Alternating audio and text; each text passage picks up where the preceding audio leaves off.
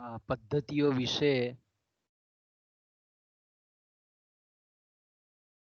આપણે સમજૂતી મેળવતા હતા અને એમાં ગ્રાહકોની જે સર્વેક્ષણ પદ્ધતિ છે અને એમાં આપણે જાણીએ છીએ તે પ્રમાણે કે પહેલા આપણે સમષ્ટિ તપાસ ની ચર્ચા કરી, ત્યાર પછી આપણે નિદર્શન તપાસ પદ્ધતિ વિશે અભ્યાસ કર્યો અને ત્યાર પછી ગઈકાલે જે આપણે ચર્ચા કરી તે આપણે જાણીએ છીએ તે પ્રમાણે આખરી ગ્રાહક તપાસ પદ્ધતિ. તો આખરી ગ્રાહક તપાસ પદ્ધતિમાં આપણે જોયું તે પ્રમાણે કે જ્યારે એક કરતા વધારે સામાન્ય રીતે ઉપયોગ ધરાવતી જે વસ્તુઓ છે એ ઉપયોગ ધરાવતી જે વસ્તુઓ છે એનો જ્યારે માંગનો અંદાજ મેળવવાનો હોય તો તે સંજોગોમાં આપણે એમ કહીએ કે આખરી ગ્રાહક તપાસ પદ્ધતિ છે તે ખૂબ ઉપયોગી નીવડે છે. ત્યાર પછી જે આપણે થોડીક ચર્ચા શરૂઆત કરેલી હતી એ આપણે જાણીએ છીએ તે પ્રમાણે માંગ આગાહીની આંકડાકીય પદ્ધતિઓ કે જેને આપણે આંકડા શાસ્ત્રીય પદ્ધતિઓ તરીકે પણ ઓળખીએ છીએ. એને ખાસ કરીને આપણે આપણા જે અભ્યાસક્રમ છે એને જો આપણે વળગી રહીએ તો આંકડા શાસ્ત્રીય જે પદ્ધતિઓ છે 4 પદ્ધતિઓ એમાંની એક પદ્ધતિ આપણા અભ્યાસક્રમમાં છે એટલે એ વલણ પદ્ધતિનો આપણે અભ્યાસ અહીંયા કરીશું. તો સામાન્ય રીતે આપણે એમ કહી શકીએ કે વ્યક્તિગત જે અભિપ્રાયો છે તે ગ્રાહકોના ગમા અણગમાની જે અસર જે છે તે નિષ્ણાંતોના આપણે એમ કહીએ કે વસ્તુલક્ષી આત્મલક્ષી પરિબળોના પરિપ્રેક્ષ્યમાં પ્રાપ્ત કરેલા અભિપ્રાયો જે છે તે એનાથી બચવા માટે અને માંગનો ચોક્કસ અંદાજ મેળવવા માટે કેટલીક આંકડાશાસ્ત્રીય પદ્ધતિઓ બરાબર કેટલીક પદ્ધતિઓ કે જેમાં આંકડાશાસ્ત્રનો ઉપયોગ કરી આંકડાશાસ્ત્રના જે કંઈ પણ ટૂલ્સ છે ટેકનિક્સ છે એનો ઉપયોગ કરી અને માંગનો અંદાજ મેળવવામાં આવે છે. તો આવી જે આંકડાશાસ્ત્રીય પદ્ધતિઓ છે એમાંની એક જે મહત્વની પદ્ધતિ છે તેને આપણે વલણ પદ્ધતિ કહીએ છીએ. વલણ પદ્ધતિ એટલા માટે કહેવામાં આવે છે કારણ કે પેઢીના જે ભૂતકાળના વેચાણ કે માંગ સંબંધી જે કંઈ પણ વલણો છે તેને ભવિષ્યમાં આરોપિત અહીંયા કરવામાં આવે છે. મોટે ભાગે આપણે જાણીએ છીએ તે પ્રમાણે કે માંગની આગાહી એ ખાસ કરીને મધ્યમ કદના અને મોટા કદના એકમો વધારે કરે છે. નાના કદના એકમો અથવા તો આપણે એમ કહીએ કે છૂટક જે વેચનારાઓ છે એ લોકો માંગનો અંદાજ બહુ મેળવતા હોતા નથી. એક જ મિનિટ હા મિત્રો 2 મિનિટ ઉભા રાખજો ફોન છે એક જરાક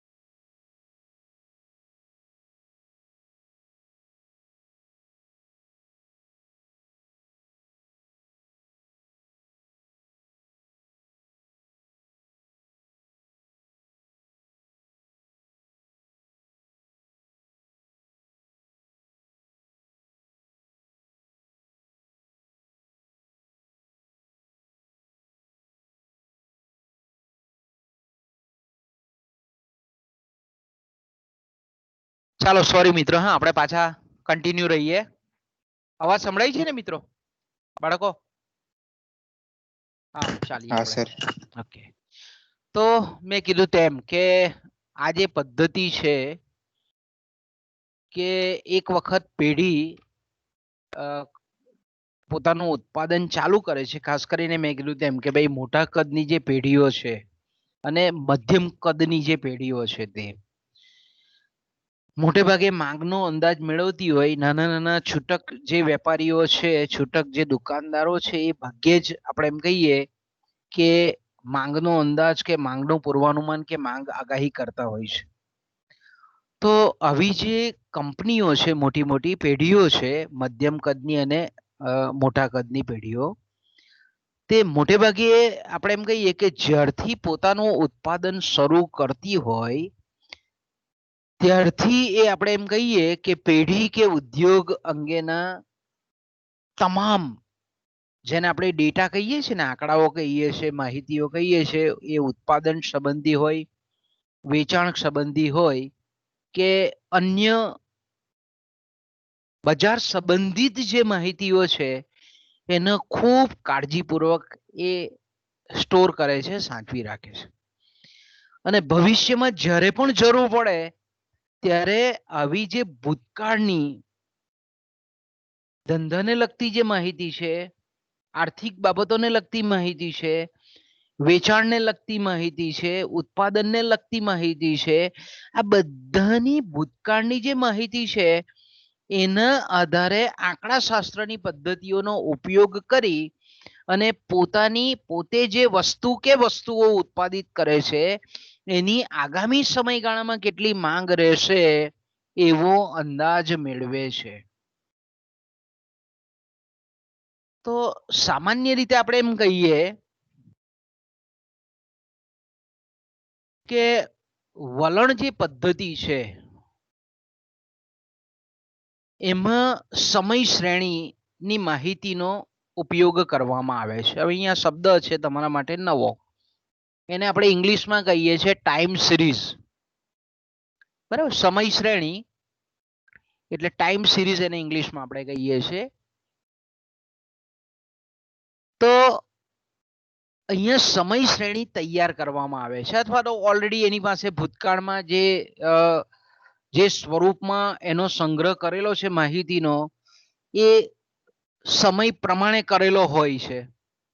કે દાખલા તરીકે સમય શ્રેણી એટલે શું? તો કે ધારો કે આપણે એક ઉદાહરણ લઈએ. ધારો કે આપણે કોઈક એક્સેલ શીટ પર લઈ લઈએ. ધારો કે આ આપણી બ્લેન્ક ધારો કે સમય સિરીઝ આપણે તૈયાર કરીએ છીએ. ઓકે, ધારો કે અહીંયા આપણે માની લઈએ કે મારુતિ કંપની છે અને મારુતિ કંપની આપણને ખબર છે તે પ્રમાણે કે 1984-85 થી ભારતના માર્કેટમાં એ ધીરે ધીરે સ્થપાઈ અને એક્સપાન્ડ થવા માંડી, વિસ્તરવા માંડી. તો અહીંયા આપણે જાણીએ છીએ તે પ્રમાણે ધારો કે આપણે આપણી આ કંપનીએ જ્યારથી શરૂઆત કરી ત્યારથી આપણે એમ કહીએ કે એને કારનું વેચાણ શરૂ કર્યું ઉત્પાદન કરીને. ધારો કે આપણે એમ કહીએ કે 84 થી શરૂ થઈને ધારો કે બધો પ્લાન્ટ બ્લાન્ટ કમ્પ્લીટ થયો, કાલ્પનિક આપણે વાત કરીએ છીએ, રિયલમાં પણ આવું જોઈએ છે કે 1990 થી એણે કોઈ પર્ટિક્યુલર એક કારનું મોડલ વેચવાનું શરૂ કર્યું. ધારો કે મારુતિ 800 એનું મોડલ જૂનું ને જાણીતું પહેલું મોડલ જે હતું તે.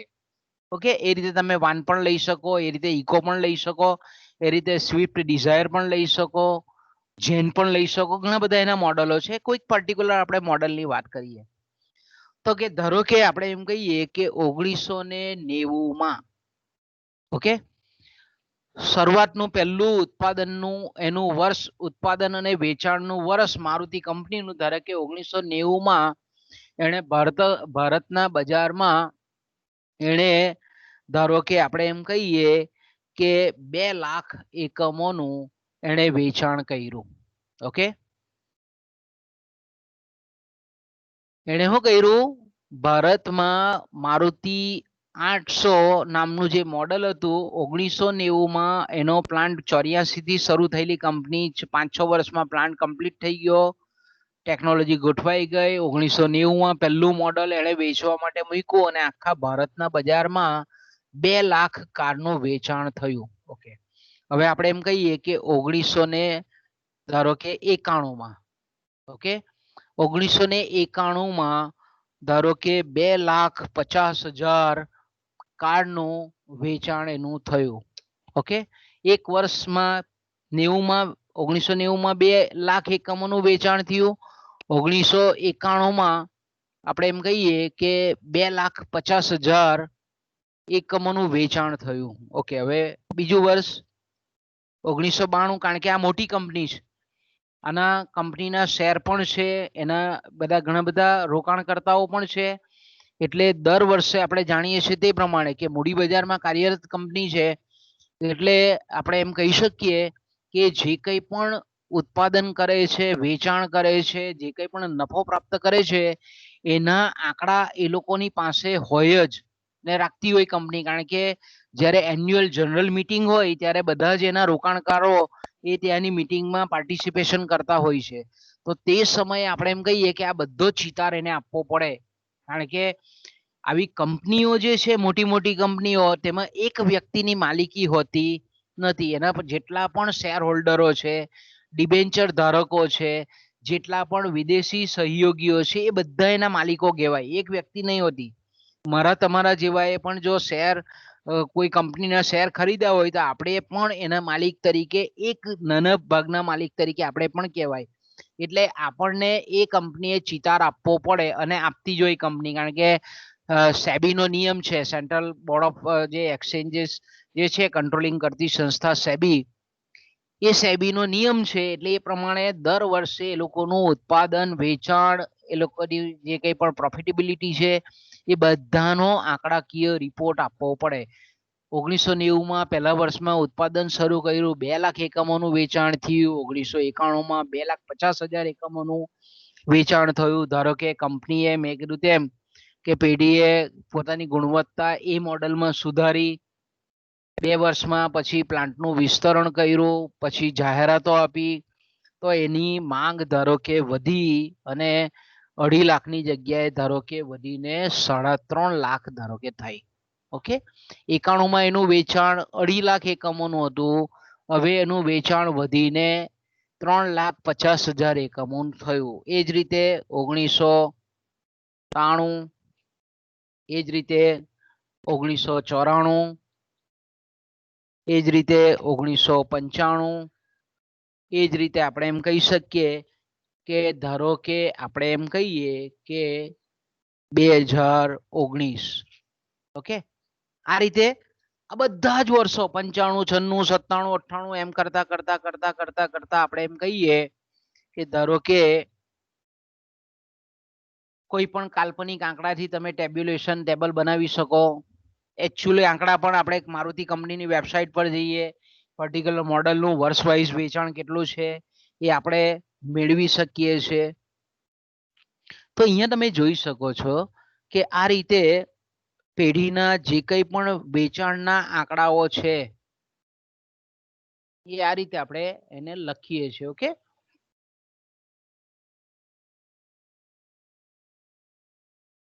$6,30,000 નું. ઓકે, ધારો કે આપણે આ મૂકી દઈએ અત્યારે આટલું.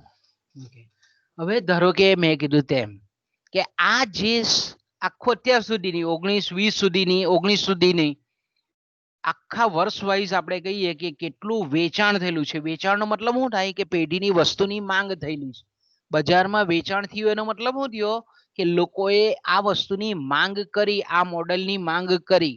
ઓકે, તો આને આપણે કહીએ છીએ સમય સિરીઝ, અને આપણે ટાઈમ સિરીઝ કહીએ છીએ કે ભાઈ અલગ અલગ સમયે પેઢીનું જે વેચાણ દર્શાવતો જે સંબંધ છે તેને આપણે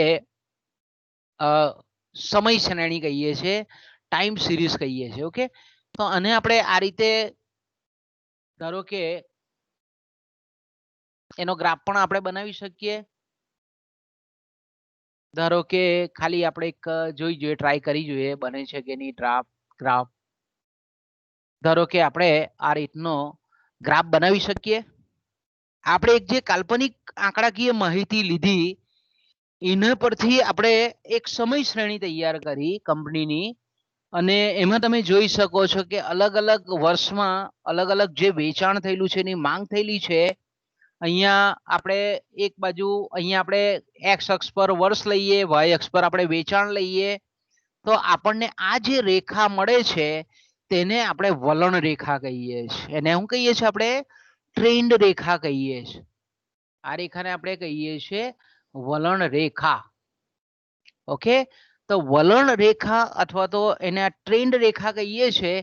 તો આ વલણ રેખા આપણે જોઈએ છે કે ભાઈ મારુતિ કંપનીએ જ્યારથી પણ ઉત્પાદનની શરૂઆત કરી ત્યારથી આપણને આ વલણ સતત ઉત્તરોત્તર આપણને ઉપર ને ઉપર જતું દેખાય છે.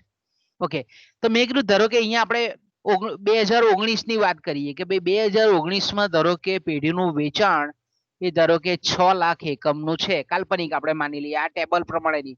ધારો કે 2019 આપણે અહીંયા ધારો કે 2005 6 7 એમ કરીને ખરા 15 16 17 18 2015 16 17 18 એમ કરીને એ મૂકીએ અને પછી આ રીતની વલણ રેખા મેળવીએ. ધારો કે અહીંયા આપણે માની લઈએ કે 2019 આવે છે. ઓકે, તો અહીંયા 2019માં ધારો કે એનું વેચાણ 6 લાખ એકમનું છે. તો અહીંયા આ વલણ રેખાનો આકાર કેવો છે? તો કે ભાઈ જો તો ક્રમશઃ વેચાણ આપણને ઉત્તરોત્તર વધતું જતું આપણને દેખાય છે. ઓકે, આપણે જોઈએ છે તો અહીંયા આપણને ટ્રેન્ડ કેવો દેખાય છે? ઉત્તરોત્તર વધતો જતો દેખાય છે. એટલે વલણ રેખા આપણને આ કંપનીની વેચાણ રેખા વલણ રેખા આપણને સતત ઉત્તરોત્તર વધતી જ જાય છે. તો હવે મારુતિ કંપનીના માલિકો શું કરે, સંચાલકો શું કરે કે વિચારે કે ભાઈ આપણી જે વલણ રેખા છે, વેચાણની જે રેખા છે તેનો ટ્રેન્ડ કેવો છે? સતત આ રીતનો છે. એટલે એ લોકો અહીંયા પ્રેડિક્શન કરે કે ભાઈ હવે આપણી જે રેખા છે તે રેખા હજુ પણ કેવી જશે?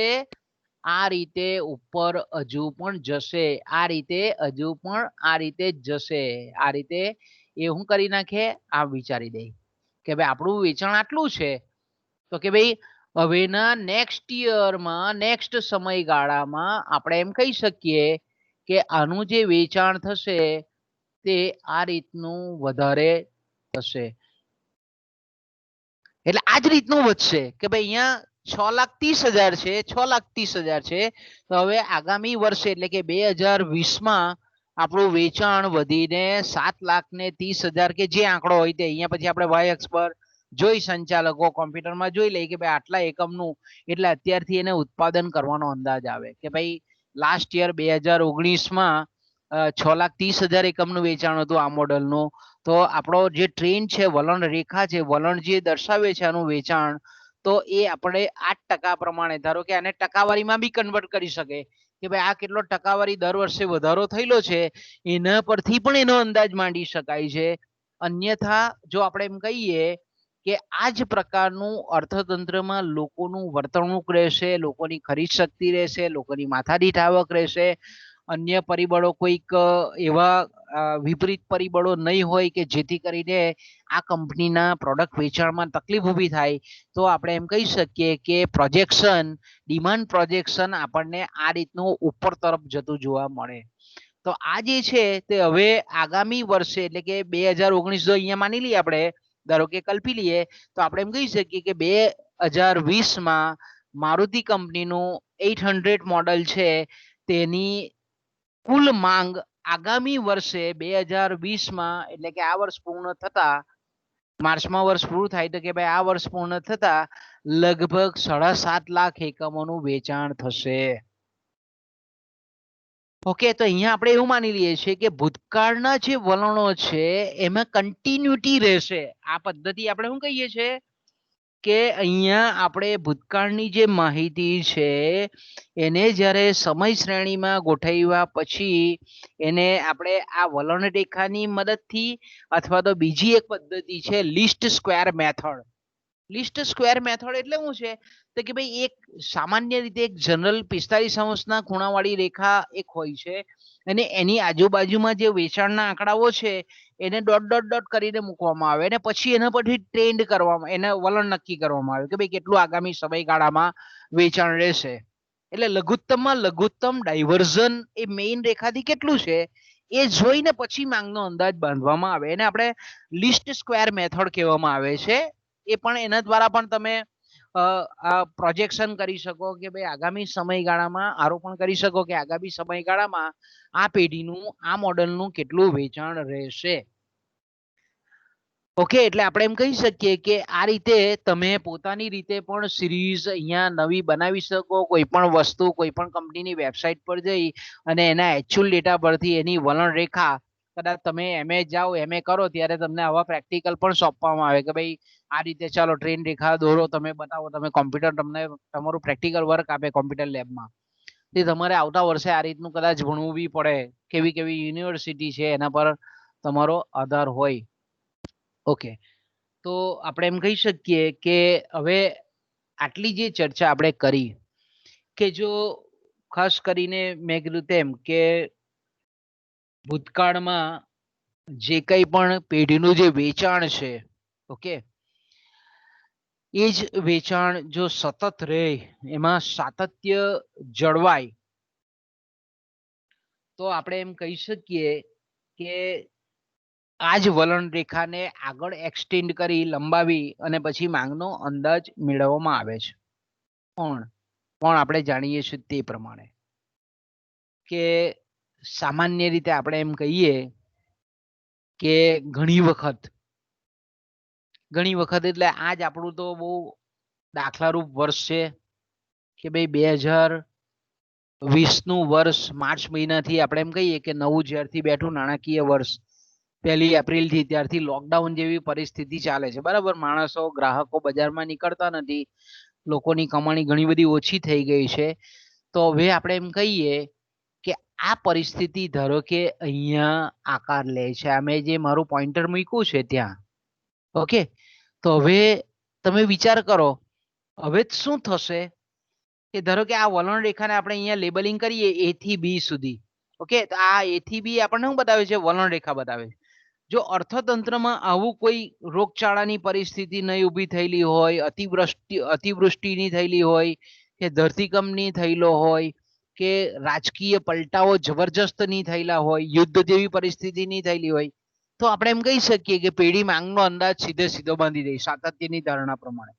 પણ ધારો કે મેં કીધું તેમ કે આ વર્ષે આપણે જોઈ શકીએ છીએ તે પ્રમાણે કે ભાઈ આ વખતે વિશિષ્ટ પરિસ્થિતિ ઊભી થયેલી છે.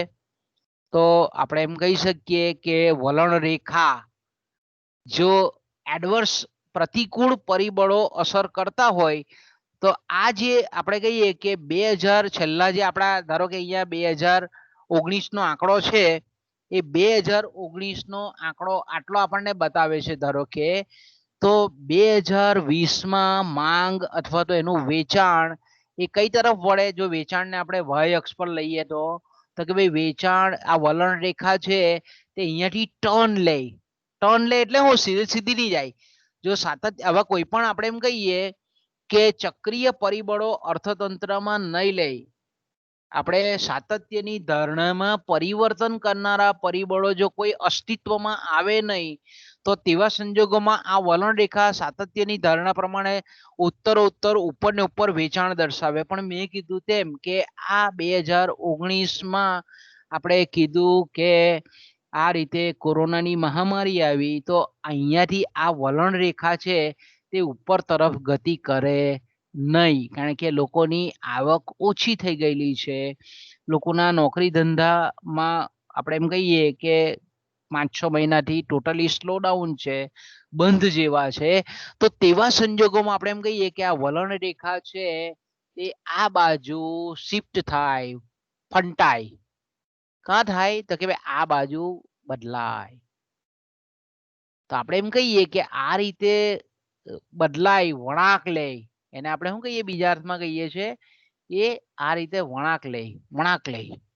એટલે અંદાજો આપણને કહીએ કે આ જે બિંદુ છે તેને આપણે વળાંક બિંદુ કહીએ કે જ્યાંથી વલણ રેખા એ વળાંક લેતી હોય. જો આપણે એમ કહીએ કે ભાઈ નેગેટિવ ફેક્ટર જો કામ કરતા હોય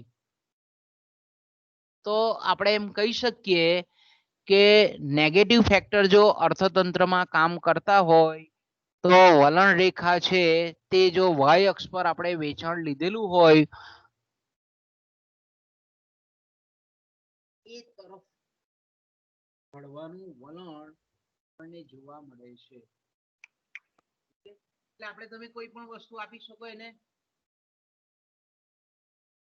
લેબલિંગ તમે કરી શકો એ રીતે કે આ બી બિંદુથી વલણ રેખા આપણે બી થી સી તરફ જાય અથવા તો આપણે એમ કહીએ કે અર્થતંત્રમાં એવા પણ પરિબળો ઘણી વખત કામ કરે પોઝિટિવ કામ કરે કે ભાઈ ઔદ્યોગિક વિકાસનો દર ઊંચો આવે, સેવા ક્ષેત્ર બહુ જબરજસ્ત આગળ આવે, ખેતી ક્ષેત્ર વરસાદ માપસરનો આબોહવા ખૂબ અનુકૂળ હોય તો તેવા સંજોગોમાં એવું પણ શક્ય બને કે આ વલણ રેખા છે તે બીજી દિશા પોઝિટિવ દિશા તરફ પણ વળે. તો તેવા સંજોગોમાં આપણે એમ કહીએ કે ભૂતકાળનું જે વેચાણનું વલણ હતું તેમાં પાછું થોડું પરિવર્તન પણ આવે, એમાં વૃદ્ધિ પણ આપણને થતી જોવા મળે એવું બી થાય. તો આપણે એમ કહી શકીએ કે આ જે વલણ રેખા છે તે આપણને આ રીતે શિફ્ટ થાય અથવા તો આપણે એમ કહી શકીએ કે આ રીતે પણ શિફ્ટ થતી આપણને જોવા મળે છે. ઓકે, તો એના માટે મેં કીધું તેમ કે ઘણી વખત મોસમી જે પરિબળો છે, મોસમી અર્થતંત્રમાં જે ઋતુગત ફેરફારો થતા હોય, ઘણી વખત મેં કીધું તેમ કે કોઈક કુદરતી આપત્તિ આ રીતે કોરોના જેવી મહામારી હોય કે કોઈ વખત યુદ્ધકીય પરિસ્થિતિ હોય તો તેવા સંજોગોમાં આપણે એમ કહીએ કે આ વળાંક બિંદુએથી વલણ રેખા કે જેને આપણે વેચાણની રેખા કહીએ છીએ એ વેચાણ દર્શાવતી જે રેખા છે તે ક્યાં તો ડાઉનવર્ડ કાં તો અપવર્ડ તરફ એનું મુવમેન્ટ આપણને જોવા મળે છે. ઓકે, તો આપણે એમ કહીએ કે આ જે પદ્ધતિ છે તો ઘણી વખત આપણે ખાસ કરીને આપણી ચોપડીમાં એક ઉદાહરણ આપેલું છે. એ જે ચોપડીમાં ઉદાહરણ છે તે કોફીનું ઉદાહરણ આપેલું છે કે ભાઈ ધારો કે ભારતમાં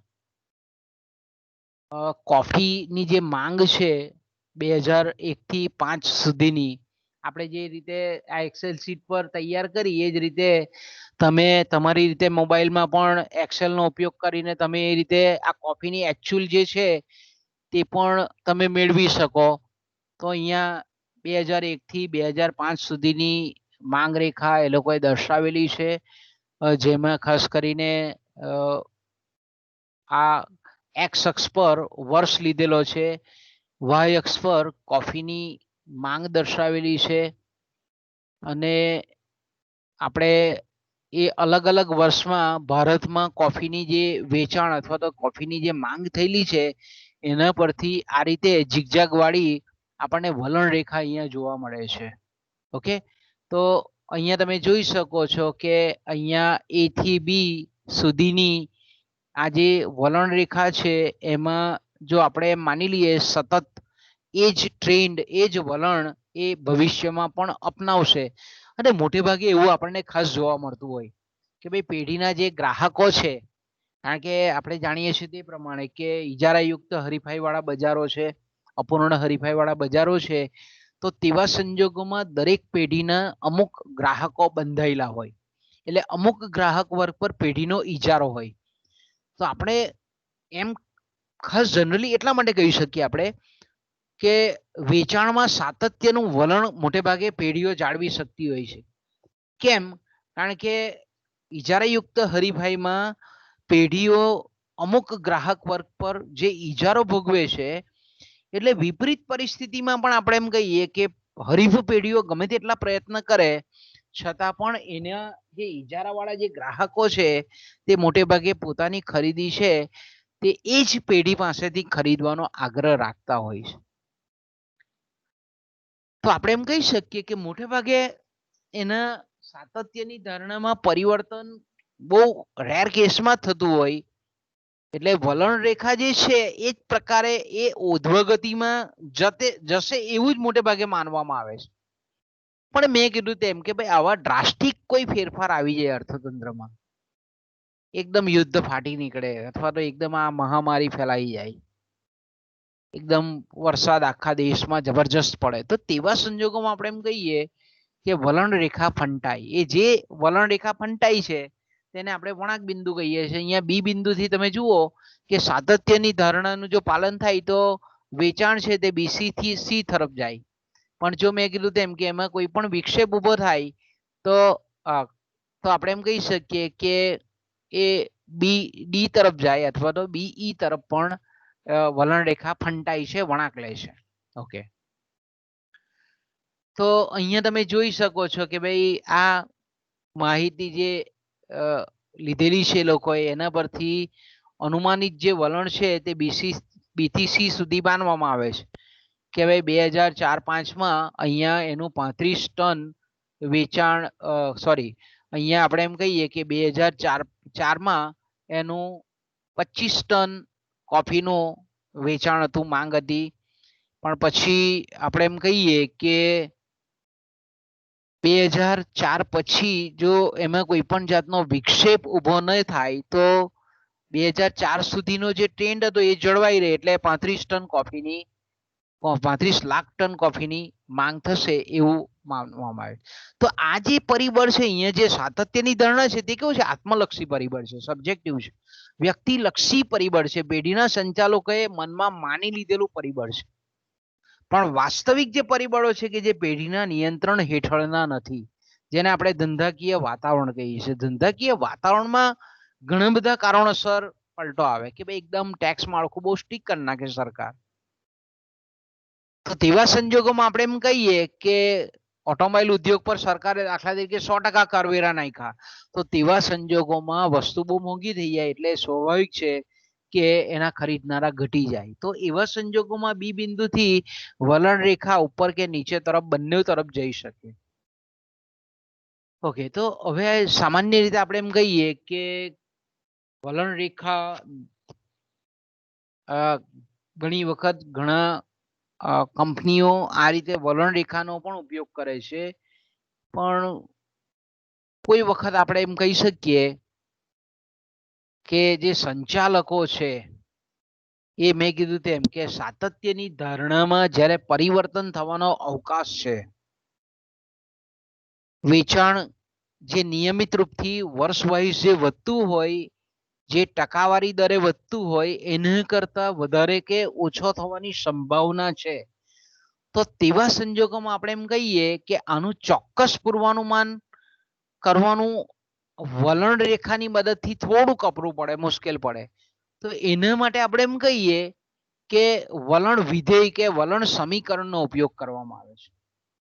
આવો જ્યારે પ્રશ્ન ઉભો થાય, જો સાતત્યની ધારણાનું જો પાલન કરીને જ્યારે વલણ પદ્ધતિ દ્વારા માંગનો અંદાજ મેળવવાનો હોય તો વલણ રેખાનો ઉપયોગ કરવામાં આવે. પણ જો આપણે એમ કહીએ કે પરિબળો અર્થતંત્રમાં એવા સાકાર લે કે જેથી કરીને આપણે એમ કહી શકીએ કે વલણ રેખા વળાંક બિંદુએથી વળવાની શક્યતા દેખાય છે, તો તેવા સંજોગોમાં મેં કીધું તેમ કે વલણ વિધેય કે વલણ સમીકરણ નો ઉપયોગ કરવામાં આવે છે, જે બીજગણિતની પદ્ધતિ છે. આને આપણે ભૌમિતિક પદ્ધતિ કહીએ. ધારો કે આ જે રેખા મેળવીએ છીએ તે ભૂમિતિની પદ્ધતિ છે. પણ મેં કીધું તેમ કે વળાંક બિંદુએથી જ્યારે વલણ રેખા વળાંક પામતી હોય તો તેવા સંજોગોમાં આપણે એમ કહીએ કે વલણ સમીકરણનો ઉપયોગ કરવો પડે. અહીંયા એ વલણ સમીકરણ આ રીતનું છે કે ધારો કે કોઈ કંપની છે તે ગયા વર્ષે એટલે કે 2019માં 1000 એકમોનું વેચાણ કરે છે. ઓકે, એક કાલ્પનિક આપણે ઉદાહરણ લીધેલું છે. ચાલુ વર્ષે એટલે કે 2020માં એનું વેચાણ 1200 એકમનું છે. તો હવે અત્યારે આપણે જાણીએ છીએ તે પ્રમાણે કે ચોક્કસ કે ભાઈ કંપનીમાં કેવું રહેશે કોઈ પ્રેડિક્શન નહીં કરી શકે એનું વેચાણ કેવું રહેશે એનું, કારણ કે આ વળાંક બિંદુ આવવાની સંભાવના આપણને દેખાય છે અહીંયા.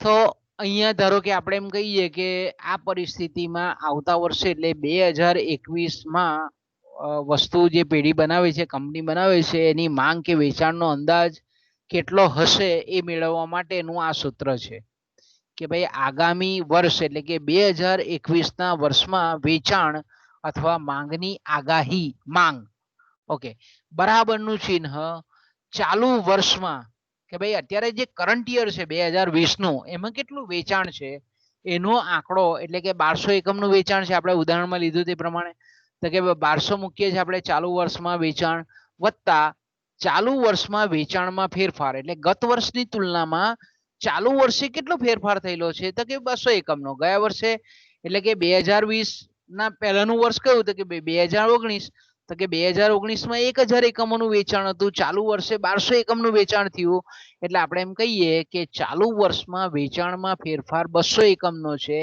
તો આપણે ચાલુ વર્ષમાં વેચાણમાં ફેરફાર 200 લખીએ છીએ ગત વર્ષમાં વેચાણ તો કે ભાઈ ગત વર્ષ એટલે 2019 નું વર્ષ કે એમાં 1000 એકમોનું વેચાણ હતું ગુણ્યા ચાલુ વર્ષમાં વેચાણ તો કે ચાલુ વર્ષમાં મેં કીધું તેમ કે 1200 એકમોનું વેચાણ થાય છે તો ગુણ્યા 1200 એનું સાદું રૂપ આપીએ આપણે જે કંઈ પણ ગુણાકાર છેદ ઉઠતો હોય તો ઉડાડીને પછી આપણે જ્યારે એનું સાદું રૂપ આપીએ તો આપણને આવતા વર્ષે એટલે કે 2021માં આ જે કંપની છે આ જે પેઢી છે એ જે વસ્તુ બનાવે છે એની માંગ 1440 એકમ જેટલી થશે એવો આપણને આ બીજગણિતના સમીકરણ પરથી જેને આપણે વલણ સમીકરણ કહીએ છીએ તેના પરથી આપણને ખબર પડે છે ઓકે તો આપણે એમ કહી શકીએ કે આ જે આખું જે બહુ સરળ છે એમાં આવતા વર્ષે વેચાણ વૃદ્ધિનો જે દર છે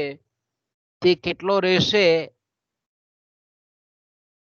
એની આપણને ખબર પડી જાય છે ઓકે તો આ જે પદ્ધતિ છે ધારો કે આ પદ્ધતિના ફાયદા કેટલા આપણે એમ કહીએ કે ભાઈ જે વલણ પદ્ધતિ છે તો વલણ પદ્ધતિના લાભો કયા કયા છે તો સામાન્ય રીતે આપણે એમ કહી શકીએ કે મોટાભાગની જે વર્ષોથી કાર્યરત જે પેઢીઓ છે ઉત્પાદન કરતી પેઢીઓ છે બરાબર વર્ષોથી જે આપણે એમ કહીએ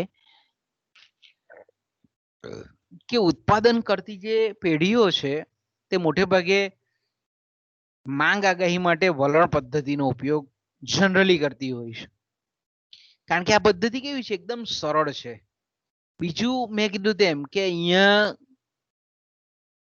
ગ્રાહકોનો કોન્ટેક્ટ સંપર્ક નથી કરવાનો કારણ કે અહીંયા ગ્રાહક વિશેની માહિતી પરોક્ષ રીતે મળી જાય છે કે ભાઈ ગ્રાહકો જો પેઢીનું વેચાણ ઉત્પાદન કરીને ભૂતકાળના વર્ષોમાં વધેલું હોય તો એનો મતલબ એવો થાય કે ગ્રાહકો આ વસ્તુને પસંદ કરે છે એટલે બીજા અર્થમાં આપણે એમ કહી શકીએ કે વલણ પદ્ધતિ દ્વારા એ વસ્તુ એ બાબતનો તાગ મળી જાય છે કે ભૂતકાળમાં આ જે પેઢીની વસ્તુ છે એને લોકો પ્રિફેર કરે છે એને પસંદ કરે છે ઓકે એટલે આપણે એમ કહી શકીએ ગ્રાહકનો સીધો સંપર્ક સાધવાનો નથી પણ આ પદ્ધતિ પરથી વેચાણના ભૂતકાળના આંકડા પરથી કંપનીના સંચાલકોને એવી ખબર પડી જાય કે આ વસ્તુની વેચાણ હજુ લોકો એનો સ્વીકાર કરે છે ને હજુ પણ વધશે એવી સંભાવના એ વ્યક્ત કરી શકે છે ઓકે તો આપણે એમ કહી શકીએ કે એક તો સીધો સંપર્ક ગ્રાહકોનો કરવાનો નથી એટલે સમય ઓછો લે છે બીજું ખર્ચ ઓછો જાય મેનપાવર ઓછો યુઝ થાય નાણાકીય ખર્ચમાં ઘટાડો થાય બીજું કે નિષ્ણાંતોના અભિપ્રાયમાં આપણે જોયું તે પ્રમાણે કે સેલ્સમેનો છે તે ઘણી વખત વેચાણના મોટા કોટાથી બચવા માટે ખોટો અંદાજ નીચો અંદાજ માંગનો આપે એવું અહીંયા છે નહીં કારણ કે અહીંયા કંપનીના જ વેચાણના આંકડા પોતાના સ્ટોર્ડ આંકડા છે જે પોતાનો ડેટાબેઝ છે વેચાણ ઉત્પાદનનો એનો જ ઉપયોગ અહીંયા કરવામાં આવે છે એટલે આપણે એમ કહી શકીએ કે બીજા કોઈક આત્મલક્ષી પરિબળો વસ્તુલક્ષી પરિબળો આ માહિતીમાં સામેલ થતા નથી એટલે વાસ્તવિક વેચાણના આંકડા પરથી અનુમાન કરવાની આ પદ્ધતિ છે બીજું આપણે જાણીએ છીએ તે પ્રમાણે કે મોટાભાગની જે આવી સમય સિરીઝો આપણે જે તૈયાર કરી એ સમય સિરીઝો કેવી છે સમયના લાંબા ગાળે પણ સાતત્ય ધરાવતી હોય છે એ જ પ્રકારનું વલણ મોટે ભાગે ધરાવતી હોય છે એટલે આ પદ્ધતિમાં ખાસ કરીને અર્થશાસ્ત્રના જે સિદ્ધાંતો છે એને બહુ ભલે સંચાલકોને બહુ ડીપન નોલેજ નહીં હોય, એનું બહુ ઊંડું જ્ઞાન ભલે ના હોય, પણ એના પરથી આ વલણ રેખા પરથી અંદાજો માંડી શકે કે ભાઈ આ રીતે ભવિષ્યમાં. એટલે આ પદ્ધતિનો ફાયદો એ પણ છે કે અર્થશાસ્ત્રનું વિશદ જ્ઞાન નહીં હોય તો પણ એના પરથી સંચાલકો ભલે નિરક્ષર હોય તે સમજી શકે છે ખરા કે ભાઈ વેચાણ આપણું ઉત્તરોત્તર વધતું જાય છે અને ટકાવારીનો દર 10%, 12%, 15%, 20% પ્રમાણે વધે છે. એનો અંદાજ એ સરળતાથી માંડી શકે છે. એટલે બીજું આપણે કીધું તેમ કે ભાઈ એકદમ સરળ છે, કારણ કે સમય શ્રેણી અને આપણે વલણ રેખા 2 મિનિટમાં મેળવી. આપણે આગળ જોયું એક્સેલ શીટ પર કે આંકડાકીય માહિતી છે એના દ્વારા એને આપણે સરળતાથી મેળવી શકીએ છીએ. તો સરળ અને ઓછી ખર્ચાળ છે. બીજું આગાહી જે કરનાર વ્યક્તિ છે એની જે જવાબદાર વ્યક્તિ છે ઉપાડનાર, અને વેચાણને અસર કરતા જે પરિબળો છે ખાસ કરીને એને ધ્યાનમાં ખાલી લેવા પડે છે કે ભાઈ ભૂતકાળમાં માંગને અસર કરતા પરિબળો એના કયા હતા, એનો થોડોક તાગ બજારની જે પરિસ્થિતિ છે એનું સમગ્રલક્ષી ચિત્રણ એના મગજમાં હોવું જોઈએ. તો એકદમ સરળતાથી આપણે એમ કહીએ કે આ પદ્ધતિનો ઉપયોગ કરી શકીએ. બીજું આ પદ્ધતિ દ્વારા આપણે એમ કહી શકીએ કે જેમ જેમ સમય 1991, 92, 93, 94, 95 એ રીતે જેમ જેમ સમય કાળ વહેતો જાય છે, સમયના વહેણની સાથે પેઢીની માંગ અને તેના અસર કરતા પરિબળો, નિર્ણાયક પરિબળો વચ્ચે કેવો સંબંધ છે એનું સ્પષ્ટ રીતે ચિત્રણ, એનું વર્ણન આ પદ્ધતિ દ્વારા સંચાલકો મેળવી શકે.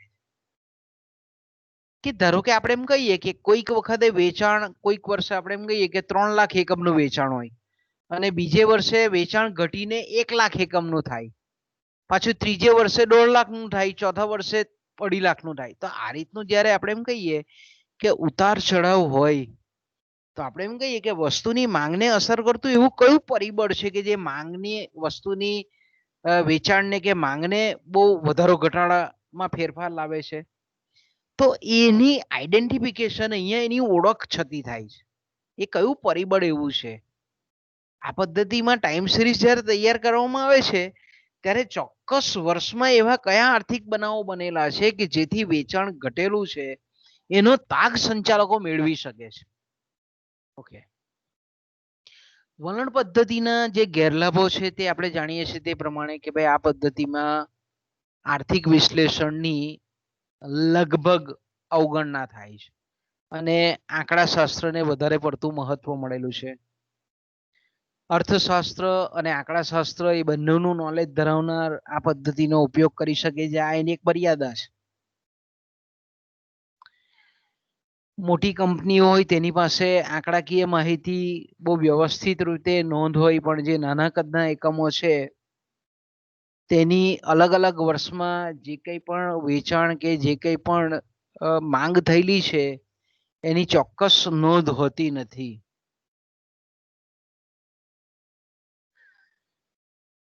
અને બીજું આપણે એમ કહીએ કે ઘણી વખત મેં કીધું તેમ કે આવા જે આપણે એમ કહીએ ને કે બહુ ઓછી પેઢીઓ હોય કે જે જનરલી ખાસ કરીને બહુ ઓછા આપણે એમ કહીએ કે અંદાજો સાચા પાડતી હોય.